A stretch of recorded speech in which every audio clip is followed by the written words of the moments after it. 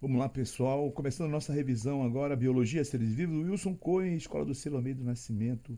Hoje, essa é a última aula da nossa revisão, Reino Fungi. Reino Fungi, olha aqui os fungos, alguns exemplares. Amanita muscaria, orelha de pau, mofo do pão, penicillium, aqui o Saccharomyces e o champignon, beleza? Muito bem, importância geral na alimentação, o champignon usado na comida, usado como no estrogonofe, o pessoal usa muito, eu já comi, gostoso. Agora esse aqui é o Roquefort, um queijo caro para dedéu, eu não tenho grana para comprar esse queijo. Na França, é um queijo muito caro, é utilizado, né, o fungo é utilizado para fazer esse queijo. Na indústria, aqui nós temos o Saccharomyces cerevisiae, que é um fungo unicelular, muito usado na indústria de panificação, produção de cerveja, produção de vinho, ok? Muito utilizado. Na farmacologia, aqui o penicillium, que foi o primeiro fungo utilizado para produzir antibióticos, beleza? Próximo. Importância ecológica. Bom, eles são decompositores, os fungos em geral. Então eles participam da ciclagem da matéria orgânica. Aqui um esqueminha mostrando isso para você, né? A ciclagem da matéria. Os produtores, as plantas, elas realizam a fotossíntese, produzem glicose, matéria orgânica, que é utilizada pelo meio ambiente. Quando os organismos morrem, né, ou mesmo na respiração ou também na decomposição, essa matéria orgânica ela é decomposta e se torna CO2 e H2O e vai para o solo novamente, e todos os outros compostos vão para o solo, e aí os produtores utilizam essa matéria, utilizam a matéria mineral para transformar em matéria orgânica, e o ciclo continua, e os decompositores são que devolvem a matéria orgânica para o solo novamente, beleza? Para o meio ambiente, para o ecossistema. Características gerais. Muito bem, eles são eucariontes, ou seja, apresentam núcleo organizado, com carioteca, apresentam organelas, etc, etc. Muitas organelas membranosas dentro do citoplasma, são uni ou pluricelulares. Eles são aclorofilados, não possuem clorofila, não realizam fotossíntese e são heterótrofos, eles precisam produzir precisam obter o alimento de fora. A reserva aqui, ó, na figura, a reserva deles de nutritiva, reserva energética é de glicogênio, a parede celular deles é de quitina, glicogênio é a mesma reserva da célula animal, a parede celular de quitina ela é encontrada nos artrópodes, animais com artrópodes, como insetos, aracnídeos, crustáceos, os quilópodas, centopeia, emboá, diplópodas, ok? Aqui um exemplo e a foto da levedura chamada Saccharomyces cerevisiae, que é o levedo da cerveja, um ascomiceto.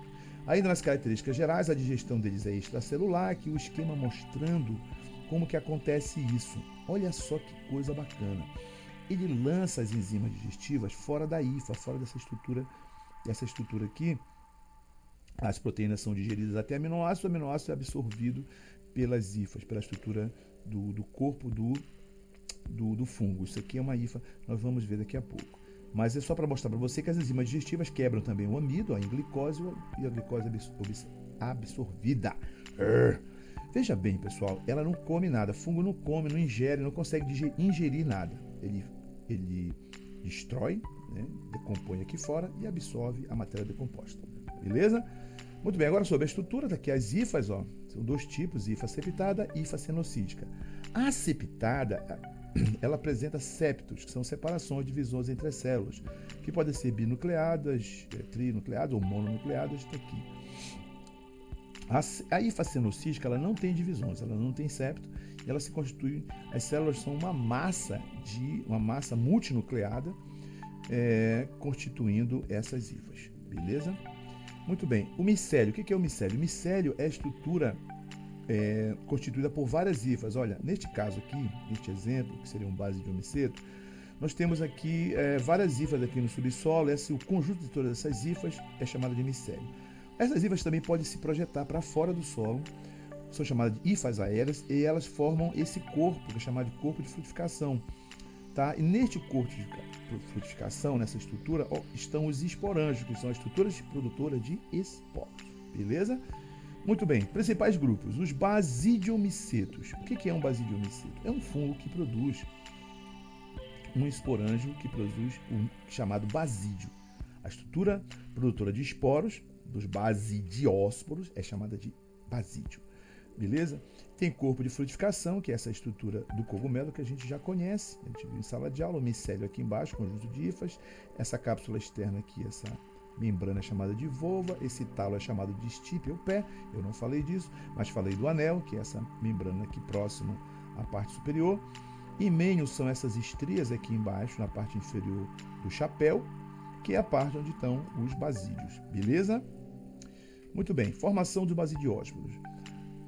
Na estrutura chamada basídio, na extremidade tem células, são células com dois núcleos, como a gente vindo agora nas hifas, binucleadas, elas se juntam naquele processo que eu chamei de cariogamia na sala de aula, formam uma célula diploide, essa célula diploide sofre meiose, se multiplica e formam essas célulazinhas aqui na ponta, olha só que bacana.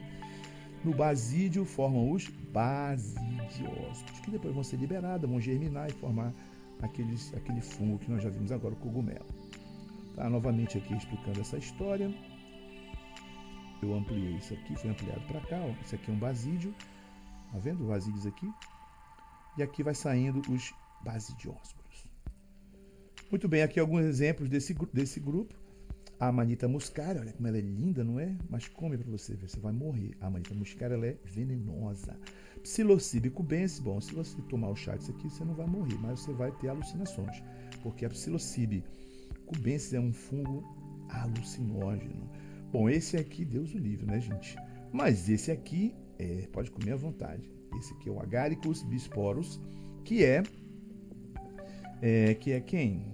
Agaricus bisporus, que é quem? O champignon, que você encontra por aí, o pessoal coloca no estrogonofe, né? Muito bom para comida, beleza? Muito bem. Ascomicetos. Formação dos ascomicetos. Ascomicetos, olha, a estrutura da formação dos ascósporos, dos ascomicetos, elas também é interessante. Na extremidade você tem dois núcleos, lembra do azul e do branco, do azul e o vermelho?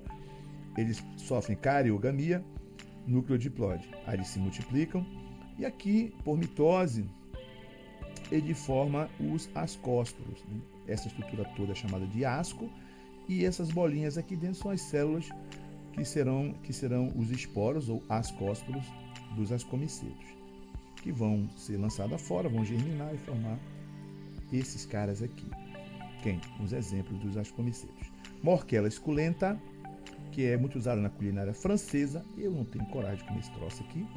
Penicillium camembert, está aqui ele, o Penicillium camembert, que é utilizado para maturação, para preparar o queijo camembert, um queijo muito conhecido. Eu nunca comi esse queijo, gente, deve ser caríssimo. Saccharomyces cerevisiae, muito bem, esse é legal. O Saccharomyces cerevisiae ele é utilizado na produção, na fermentação da cerveja, de vinho, de pães, etc. E terminando essa aula, olha só, um visual de um copo de chopinho. Eu vou esfriar minha cabeça. E, muito bem, pessoal, vamos estudar, que semana que vem tem prova e a gente se vê por lá. Espero que você tenha uma boa prova. Um abraço e até lá. The end. Fim de papo. Falou!